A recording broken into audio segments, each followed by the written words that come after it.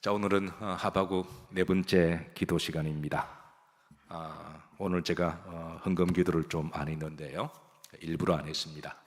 제가 좀 여담 삼아 여러분들께 좀, 이게 이제 말씀과 관계가 없는데 가끔 그런 생각이 들어서 언젠가는 말씀을 드려야 되겠다 싶어 말씀을 드립니다. 제가 처음 신앙생활 할 때에 이제 섬기는 담임 목사님은 헌금을 올리면 기도를 일일이 다 하셨어요. 교인들이 한 100여 명쯤 되었나요? 장년들 100여 명. 그러니까 주일 예배에 헌금 기도만 하는데 보통 30분 걸리셨습니다. 근데 저는 이제 고등학생이고 돈을 버는 사람도 아니고 집도 갓난하고 마음은 정말 헌금을 하고 싶은데 헌금할 돈이 없으니까, 그래서 늘 하나님께 죄송한 마음을 가지고 있으면서도 그렇다고 헌금을 전혀 안 한 건 아니었습니다. 하나님이 또 어떻게 또 물질을 주시면 또 이렇게 하긴 했는데, 그런데 이제 주일날 이제 헌금 기도를 몇 분 한다고요? 그럼 예배 시간이 얼마가 될까요? 깁니다. 기도를 헌금 기도만 그렇게 하시니까, 그래서 저는 그때 신앙도 없고 아무것도 모를 때니까 그 기도를 30분 동안 머리 숙이고 있으면서 때로는 지루하기도 하고 때로는 저렇게 다 하셔야 되나 그런 생각도 들기도 하고, 누구한테 한 번도 말해본 적은 없습니다. 내 마음속으로만 그런 생각이 들었어요. 자, 그런데 사람 마음이 참 요상한 게, 제가 헌금할 때도 있잖아요. 그러면 그 헌금할 때 제 이름을 불러주시는 게 그렇게 감동이 되더라고요. 제가 섬기는 목사님은 이름까지 다 호명을 하셨습니다. 누구 하고 헌금 제목 하셨으니까. 근데 제가 헌금을 안 하고 그럴 때는 그게 그 시간이 지루한 시간이었는데, 그런데 제가 헌금을 할 때 제 이름을 불러주는 것을 기다렸고 또 기도 제목까지 읽어주시는 게 너무 은혜가 되더라고요. 사람 마음이 참 요상한 거예요. 그래서 이제 세월이 지났습니다. 제가 이제 신학대학을 다니고 간간히 이제 그때가 생각나는 거죠. 그럼 목회를 하면서 그러면 이제 이게 신학적으로 옳다 그르다 이 문제가 아닙니다. 그래서 이제 그러면 나는 어떻게 해야 될 거냐, 그러면서 두 가지 교차 마음이 들었습니다. 사실 정성껏 물질 있는 것에 마음이 있다 그랬으니까, 그래서 하나님 앞에 마음을 드리는 거잖아요. 그래서 그거를 하나하나 읽어주는 그것도 참 좋은 일이기는 하지만, 또 다른 한편으로는 하고 싶은 사람들이 하나님 앞에 헌금을 드리고 싶은데 여건이 되지 못해서 드리지 못하는 사람들에게는 얼마나 마음이 아플까, 이런 생각이 들었습니다. 그래서 이제 개척을 하면서 이제 적지 않은 시간을 제가 목회하면서 이 두 사이에 갈등을 하는 거예요. 그래서 성도들에게 양해를 구하고, 여러분들이 헌금하는 거를 제가 다 읽어드리고 해야 되는데 대신에 제가 강단 아래에서 기도하겠습니다. 그래서 이제 대예배 시간에 헌금을 묻고 사는 것을 이해해 주시기를 양해를 구하고, 그래 강단 아래에서 기도하는데요. 주일날은 제가 이제 교인들도 일일이 다 할 수가 없어서 이제 그렇게 하고, 이 금요일날은 좀 특별한 기도 시간이잖아요. 새벽 예배 같은 경우는 교인들이 헌금을 또 많이 나오는 것도 아니고, 또 나름대로 또 날마다 새벽 예배 나오는 거 보통 믿음들이 아니시거든요. 그리고 또 저녁 예배도 나오는 것도 특별한 시간이어서 그때는 이제 제가 일일이 다 읽습니다. 이름은 밝히지 않고. 근데 읽다 보면 또 한편으로는 또 하지 못하는 분들은 또 얼마나 마음이 또 아프실까, 이런 마음이 있어서, 그래서 이제 지금도 갈등하고 있는데, 그래서 오늘은 제가 일일이 읽지 아니하고 그냥 이렇게 하나님이 아시오니 하나님이 형편 보시고 응답해 주시기를 그렇게 축복기도 했습니다. 그리고 혹 제가 안 하더라도 제가 내려가서 기도하기도 하고, 또 제가 목장실로 나가서 일일이 보고 다 기도하니 어차피 물질은 나와 하나님과의 관계잖아요. 그렇게 믿음으로 잘 받아들이셔서 저는 어쨌든 우리 영일교회 성도님들이 하나님 앞에 아름다운 보고를 많이 올려드리는 게 좋은 거잖아요. 그런 수확의 열매들이 많이 있으시고, 또 그리고 그냥 이렇게 싹 닦지 마시고 하나님 앞에 또 믿음으로 올려드리기를 주의 이름으로 축복합니다.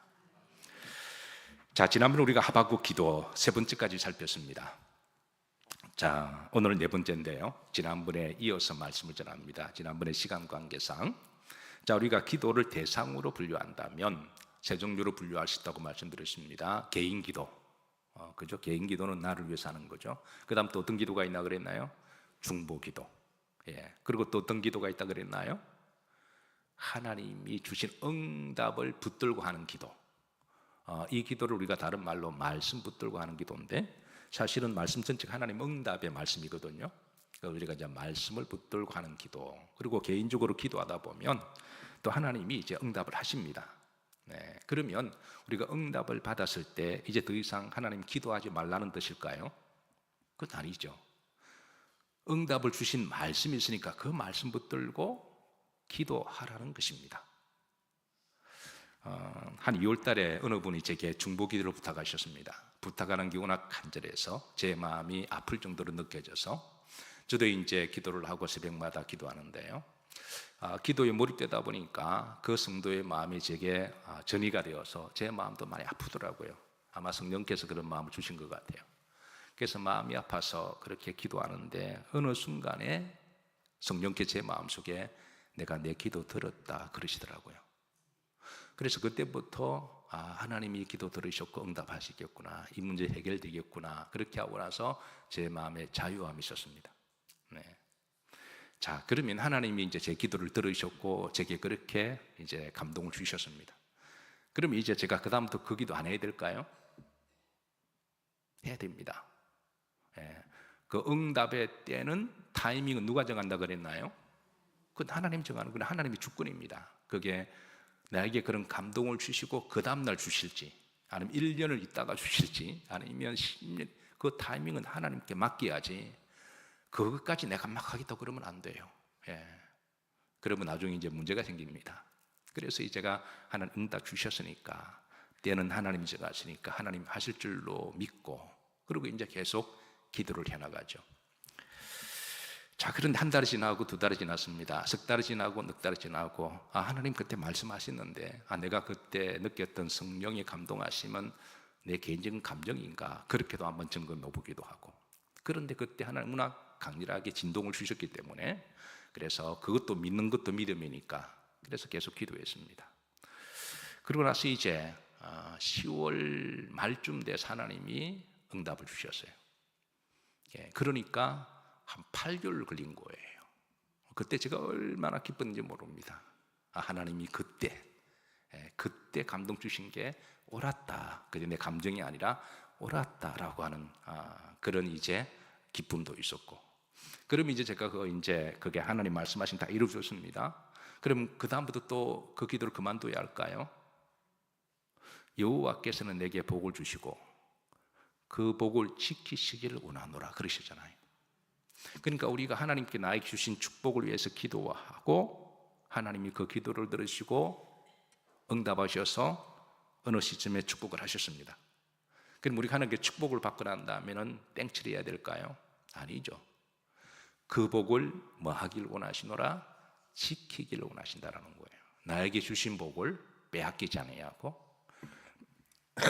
또 그 복을 하나님의 사명이 있었으니까 그거를 그냥 개인적으로 그냥 뭐 인조하고 자랑하려고 그런 게 아니라 주신 목적이 있었으니까 그 복이 계속 유지가 되도록, 그릇이 되도록 기도해야 되는 거죠. 아멘인가요? 저는 앞으로 여러분들의 기도가 응답이 많이 되기를 주의 이름으로 축복합니다. 오늘 하박국에게 하나님 주신 응답의 말씀이 총 2장이 있거든요. 응답의 말씀을 주시고 하박국 이제 더 이상 기도하지 마라, 그런 뜻이 아니죠. 그래서 일종의 예언적 응답의 말씀을 주시고 이제 이 말씀을 붙들고 기도하라라고 주셨습니다. 자, 그래서 지난번에 하나님 주신 응답의 말씀 첫 번째, 하나님 주신 말씀 묵시는 반드시 뭐한다? 이루어진다. 이 믿음을 가지고 기도하라는 거죠. 두 번째입니다. 오직 의인은 뭐로 말미암아 살리라? 믿음으로 살라는 거예요. 자, 오늘은 세 번째입니다. 세 번째 이제 하나님 응답은 9절부터 쭉 19절까지 있는데요. 악인은 반드시 뭐가 있을 것이다? 화. 심판이 있을 것이다. 특별히 이제 우리가 믿는 사람들은 의인이라 그러잖아요. 그러니까 불의한 세상 가운데 의롭게 살아가는 게 여러분에게 쉬울까요? 어려울까요? 이게 쉽지 않습니다. 그리고 인본주의 세상 가운데 오직 하나님만 붙들고 믿는 게 이게 쉬운 일이 아닙니다. 그냥 인본주의나 세속주의나 불의가 판을 치는 세상 가운데 나도 그렇게 살고 싶은 유혹이 있잖아요. 근데 그렇게 살지 아니하고 불의가 판을 치더라도 오직 의인은 뭐로 말미암아 살리라? 믿음으로 살아가는 것. 그걸 이제 붙들고 기도하다 보면 여전히 악인들이 판을 치고 불의한 자가 판을 칠 때에 그때 하나님이 주신 응답의 말씀이 내가 때가 되면 그들을 심판할 거다. 그래서 오늘 9절부터 19절까지 보면 이게 화라고 하는 단어가 반복해서 나옵니다. 자, 우선 9절에 보면 후렴절입니다. 후렴절에 뭐가 있을진저? 화 있을진저. 그 다음에 12절입니다. 뭐가 있을진저? 화 있을진저. 15절입니다. 뭐 있을진저? 화 있을진저. 19절에 중반절에 뭐가 있을진저? 그러니까 의롭게 살아가는 사람들이 하나님이 때가 되면 불의한 자들을 심판하실 거니까. 그래서 하나님이 의로운 자들에게 위로하시는 거예요. 그러니까 내가 때가 되면 심판하니까 너무 마음 아파하거나 시험 들거나 흔들리지 말고 오직 의인은 뭐로 살아가라는 거예요? 의롭게 믿음으로 성실과 정직하게 순결을 지키며 살아가라. 이게 바로 이제 기도 제목인데요. 오늘 밤에 기도 제목 하나 드립니다. 이런 불의한 시대에 의롭게 살아가는 믿음의 정절을 지키며 살아가는 기도가 첫 번째 기도 제목이 되기를 여러분들에게 축복합니다. 자, 이제 구체적으로 누구에게 화가 있을 건지 오늘 이제 총 4종류로 좀 나눕니다. 자, 누구에게? 첫 번째입니다. 5절에 보면 자, 세속에 취해 즐기며 사는 자들. 자, 그는 뭐를 즐기며? 술을 즐기며 그랬습니다. 자, 그리고 15절에 보면 이게 이제 본인만 술을 즐기는 게 아니라 15절입니다. 이웃에게 술을 뭐하게 하되? 마시게 하고. 중반절입니다. 그에게 뭐하게 하고? 취하게 하고. 그러니까 이게 술을 마시는 것 가지고 구원이 있냐 없냐 그런 문제가 아닙니다. 이거는 술을 마시면 지옥 가냐 안 마시면 그런 단답의 문제가 아니라 주님이 하시는 말씀은 이 세속에 물들어 이렇게 그 속에 즐기며 살아가는 세속화된 그런 풍토를 이야기하는 거죠. 그렇게 살아가다 보면 반드시 언젠가는 하나님의 화와 심판이 있을 것임을 그렇게 드러내어 주시는 말씀입니다. 자, 우리나라의 조선의 역사 가운데 이제 그 불의한 자들이 많이 있었습니다. 그 중에 대표적으로 불의한 자 그러면 여러분 잘 아는 이방원이라고 하는 사람이 있죠. 그가 불의한 방법으로 결국은 왕이 되기는 했지만 그가 당시에 이제 시대의 중심 일편단심을 가지고 올곧게 살아갔던 정몽주에게 찾아가서 이제 하여가를 읊잖아요. 여러분 잘 아시는 하여가. 그리고 정몽주는 그 시를 듣고 단심가로 답변을 하죠. 자, 여러분 잘 아시지만 자, 정몽주의 하여가 한번 읊어보시죠. 시작. 이런들 어떠하리 저런들 어떠하리 만수산 더렁치기 우리도 이같이 얽혀서 100년까지 누리라. 이 방언은 그냥 세속에 푹 빠져서 그냥 함께 그냥 그렇게 살자는 거예요. 그러자 정봉주가 단심가로 이렇게 화답하죠. 참 그러고 보면 옛날에 우리 선비들은 수준이 굉장히 높았던 것 같아요. 막 얼굴 붉히고 싸우고 그러지 않고 시로 대화를 나누고 그냥 이렇게 마음을 전하는 것 참 수준이 높지 않았을까 생각합니다. 자, 한번 단심가. 자, 우리의 마음을 가지고 우리도 신앙의 정절 주님을 향한 일편단심이 있어야 되는 거잖아요. 아멘인가요? 비록 이게 곧 예시지만 여기 신앙만 딱 들어가면 기가 막힌 신앙 고백입니다. 다 같이 한번 합독합니다. 이 몸이 죽고 주고 100번 고쳐주고 백골이 진토되어 넋이라도 이꼽고 임향한 일편단심이야 가실 줄 있으랴. 시대가 지나도 사람들이 정몽주를 찬양하는 것은 바로 그의 이 변치 않는 일편단심한 그의 정절, 그의 신령, 불의하지 아니하고 세속에 물들지 않는 그런 태도를 사람들이 존경하는 것이죠.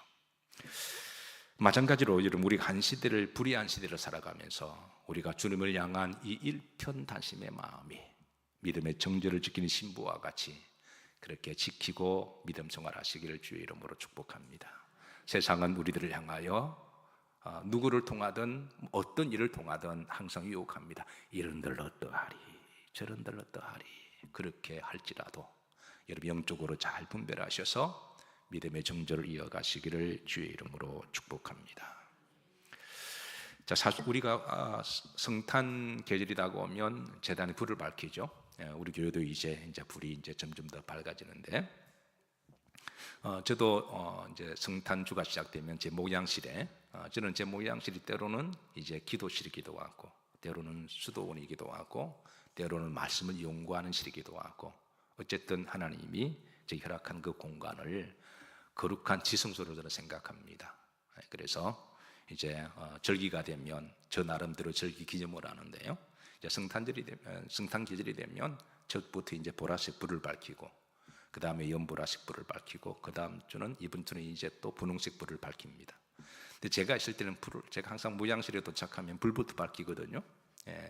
그리고 이제 목양실을 떠날 때는 물론 끄긴 거예요. 하루 종일 놔두면 불 날 수도 있고, 그래서 제가 예배드리고 올라가면 불 켜고 또 떠나면 또 불 끄고, 그래서 하루에 몇 분 켜고 할 때가 있는데, 근데 여러분, 우리가 이제 이 촛불이 항상 맑게 깨끗하게 밝게 잘 타려면 좀 이렇게 손봐줘야 됩니다. 우리가 아는 것처럼. 왜냐하면 심지어 불을 켜면 이게 나중에 시간이 지나면 옆에 군더더기가 생기잖아요. 그러면 칼로 이렇게 싹 비워줘야 되는 거죠. 그렇지 않으면 불이 약해지거나 불이 꺼질 수도 있고요. 또 여러분 잘 아는 겁니다. 아마 여러분도 그렇게 하실 텐데, 또 그리고 그 심지가 오래 놔두면 시커멓게 타들어갑니다. 특별히 제가 산 초는 다이소에서 사가지고 심지가 더 빨리 타요. 시커매집니다. 그래서 이게 초가 좀 붉어서 이게, 그래서 또 심지들이 잘라줘야 돼요. 그래서 관리를 해주고 싹 다듬어주고 잘라주고 그러면 불을 붙이면 깨끗하게 싹 올라옵니다. 여러분, 우리가 기도할 때도 그래야 되지 않을까요? 하나님 앞에 기도할 때 우리가 기도의 불이 깨끗하게 이렇게 활활 타오르려면 한 주간 동안에 지었던 군더더기를 우리가 다 이렇게 없애야 하고, 그리고 세속적인 것들을 이렇게 깨끗하게 다 털어버리고, 우리가 주님 앞에 주님만 바라보고, 어차피 기도는 하나님과 나와의 관계니까, 그래서 주님만 바라보고 우리가 여호와를 향하여 진심으로 기도하고 마음을 드리면 하나님은 그 마음의 불을 환하게 밝혀주실 줄로 믿습니다. 어쨌든 이런들 어떠하리 저런들 어떠하리, 우리를 세속화시킨 이 불의한 이 세속화된 세상 가운데 여러분 교회에 오셔서 주를 향하여 일편단심, 이 단심가가 이 몸이 죽고 주고 100번 고쳐주고도 주님을 향한 일편단심 가실 줄 있으랴, 이런 고백이 우리의 기도가 되기를 두 번째 기도 제목입니다. 아멘인가요? 자, 두 번째 오늘 하나님 응답하신 말씀은 약탈자들을 소개합니다. 자, 불의한 시대에 불의한 자들이 많이 있겠죠. 불의한 자들을 쭉 읽어가십니다. 6절에 보시면, 자, 자기 소유가 아닌 것을 모으는 자, 그러니까 남의 것을 빼앗는 자를 이야기하죠. 그 다음에 7절에 보시면 너를 뭐하는 자? 억누르는 자. 중반절에 너를 뭐하는 자? 괴롭히는 자. 8절에 보시면 노력하는 자. 중반절에 보면 사람의 뭐를 흘렸으며 피를 흘리는 자. 9절에 보면 그림들은 부당한 이익을 취하는 자. 이거 다 불의한 자들입니다. 이런 자들을 약탈자, 그리고 불이익을 취하는 자, 남의 것을 빼앗는 자, 힘과 완력으로 폭행을 행하는 자, 그리고 사람을 죽여버리는 자. 물론 역사적으로 보면 이제 바빌론 제국을 말하기도 하고 페르시아를 말하기도 하지만, 아수르를 말하기도 하지만, 그러나 매 시대마다 이런 불의한 자들이 있잖아요. 그러니까 이런 자들을 하나님은 때가 되면 화 있을 진짜 심판하신다라는 거예요. 그러니까 이런 불의한 자들 때문에 때로는 어려움을 당하고 손해를 보고 가슴 아파도 의인들이 너무 그렇게 억울해하지 말고, 하나님은 살아계시고 역사하시니까 하나님께 맡기고 오직 의인은 뭐로 말미암아 살리라? 믿음으로 살리라. 그러니까 너무 이렇게 왜 그런 사람들을 너무 미워하면 사람이 부정적이 되잖아요. 너무 그런 사람들을 원망하면 결국은 우리 영성만 손해가 되는 거죠. 그런 사람을 미워하고 정죄하고 비판하다 보면 오늘 한국 우리 사람들이 왜 우리나라 사람들이 백이민족 착한 사람 왜 이렇게 사나워졌을까요? 정치인들의 노름에 따라서 양쪽으로 싹 나눠져서 서로 막 미워하니까 한국 사람들이 굉장히 사나워진 것 같아요. 야당이든 여당이든 간에 누구든 간에 정치인들은 다 비슷할진데 백성들만 서로 그냥 눈에 불을 켜고 서로 정죄하고 싸우는. 근데 하나님 우리 믿는 사람들이 그러기를 원치 않으시는 거죠. 그러다 보면 믿는 사람들이 마음이 부정적이 되고 비판적이 되고 미워하게 되잖아요. 근데 하나님은 그러기를 원치 않습니다. 우리는 사랑을 품고 사는 사람이고, 아멘인가요? 이제 이 아멘하는 사람 수상한 사람들이에요. 믿는 사람들은 사랑을 품은 사람들입니다. 용서를 품은 사람이에요. 긍휼을 품은 사람이고, 기쁨을 품고 사는 사람이고, 감사를 품고 살아갈 사람이잖아요. 그런데 자기가 불의한 자를 서로 그 사람이 불의해도 막 정죄하고 비판하고 그러면 맞는 말이라고 할지라도 그 사람 마음이 지옥이 되어버리는 거예요. 하나님은 그러지 마라 그럽니다. 심판 갚는 거는, 원수 갚는 거는 누구에게 있다고요? 내게 있으니까 내게 맡기고, 너는 마음의 천국을 가지고 사랑의 마음과 용서의 마음과 기도의 마음으로 성령 충만한 마음으로 살아가는 것이 성도가 살아가야 할 길입니다. 그래서 하나님이 이런 자들은 때가 되면 내가 심판한다. 너무 마음 아파하지 말고 너무 마음에 담아두지 마라. 사랑하는 성도부 영열교회 성도님들은 교회에 오셔서 오직 주님만 바라보시기를 주의 이름으로 축복합니다. 예. 자, 세 번째 대상입니다. 화대상. 2장 15절을 보면 자, 성적으로 음란하고 물나는 자들입니다. 15절을 보면 후렴절입니다. 그 하체를 뭐 하는 자에게, 그러니까 성적으로 어떤 기회만 있으면 성적으로 드러내려고 하는 자, 그런 자에게 뭐가 있었다고요? 화가 있을 것이다. 예. 어떤 이름으로든 어떤 사람은 사랑이란 이름으로 그렇게 포장을 하지만 그건 하나님도 알고 사람도 다 아는 거잖아요. 그래서 하나님이 이를 지켜보고 있다가 그런 자들은 내가 나중에 피눈물을 흘리게 하겠다라고 하나님이 미리 말씀하는 거죠. 네 번째, 우상 숭배하는 자입니다. 자, 18절에 보면 자, 새긴 우상은 그 새긴 만든 자에게, 이런 자들에게 하나님은 또 때가 되면 심판하시겠다라고 하나님이 말씀하는데, 자, 이런 자들을 이제 다 뭉뚱그려 사바국에게, 자, 이런 불의한 자, 세속화된 자, 우상 숭배하는 자, 성적으로 문란하는 자. 여러분, 성적으로 문란하면 그 성적인 대상이 있을까 아니겠어요? 그럼 그 대상의 가족은 피눈물 흘리는 거잖아요. 아니, 자기들끼리는 사랑이라 그러는데 그 배우자와 자식들은 어떻게 되나요? 그 가정을 파탄시키는 거거든요. 근데 하나님은 그거 다 알고 계시니까 그런 자들을 때가 되면 심판하겠다라고 의인들에게 일러줍니다. 오늘 본절에 시간 관계상 읽지 않았지만 이제 물이 바다를 덮음같이 하나님이 통치하는 역사의 주관자는 하나님이 하신다. 역사의 심판은 주관자 하나님이 심을 드러냅니다. 하박국 2장 10절입니다. 자, 그래서 하나님 이렇게 말씀하십니다. 합독합니다. 오직 여호와는 그 성전에 계시니 온 땅 그 앞에서, 오직 성전에 오셔서 잠잠하라는 거예요. 태국의 가장 큰 문제점 중 하나가 소위 조폭 깡패들의 문제라고 부릅니다. 이 깡패들, 조폭들, 이들의 특징은 주변에 힘이 약한 사람들에게 폭력 행사를 하고, 이게 그 자체가 아주 비열하고 불의한 짓이죠. 자기보다 강한 사람들 앞에는 약하고, 약한 사람 앞에서는 폭력을 행사하고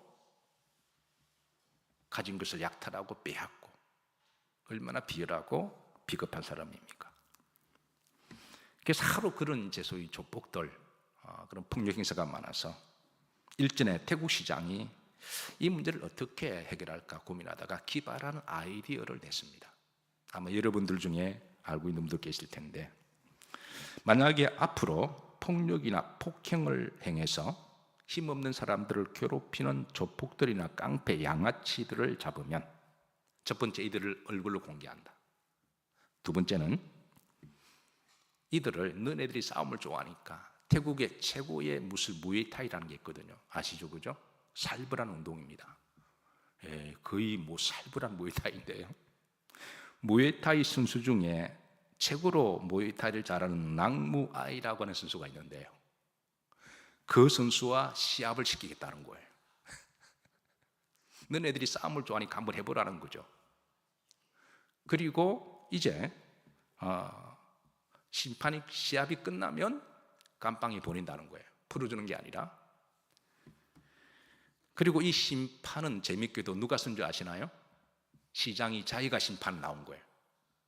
시장이 심판이 나와서 그렇게 조폭들을 쭉 이렇게 양아치들 불러놓고 이름을 다 공개하고 얼굴을 다 하고 이렇게 방송을 다 내보내고, 그러니까 태국의 백성들이 너무너무 화나는 거예요. 그동안 눈치 보고 당했던 사람들이, 그 조폭들이 이제 진짜 선수가 한번 본다 그러니까 시민들이 여러와 같은 박수를 보내고 우리의 소원을 풀어주었다고 그렇게 기뻐하고 좋아하는 거예요.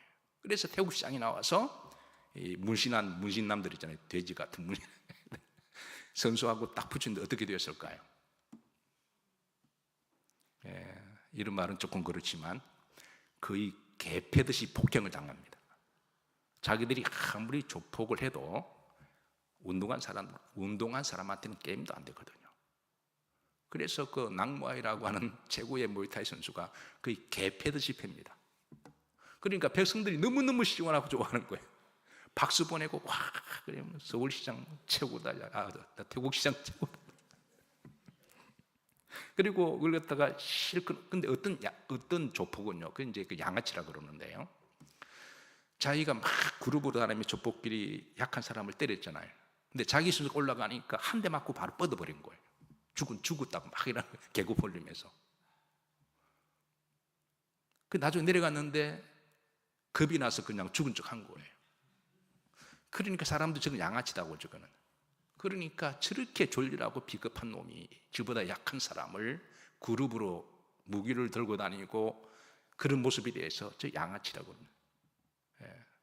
어쨌든 이런 모습을 제가 지켜보면서 하나님은 때가 되시면 역사의 심판조로 딱 나주셔서 그렇게 심판하시니까 하박국 의인들을 대상으로 하는 거니까 불의한 시대에 너무 마음 아파하지 말고 힘들어하지 말고 오직 하나님을 바라보고, 오직 여호와는 어디에 계시니? 성전에 계시니 성전에 와서 그 앞에서 말지니라 잠잠할지라는 거예요. 그리고 하나님만을 바라보고 하나님께 맡기고 기도하고, 그리고 의인은 일편단심의 믿음을 가지고 오직 믿음으로 살아가고, 우리 각자 해야 될 사명을 묵묵하게 잘 감당하라고 하는 것이 바로 하나님의 응답의 말씀입니다. 자, 이 말씀을 여러분들에게 제가 전했습니다. 이 말씀 앞으로 한 번 들은 거로 끝나지 마시고 하나님의 응답의 말씀을 붙들고 앞으로 계속 기도하시고 믿음으로 승리하시기를 주의 이름으로 축복합니다.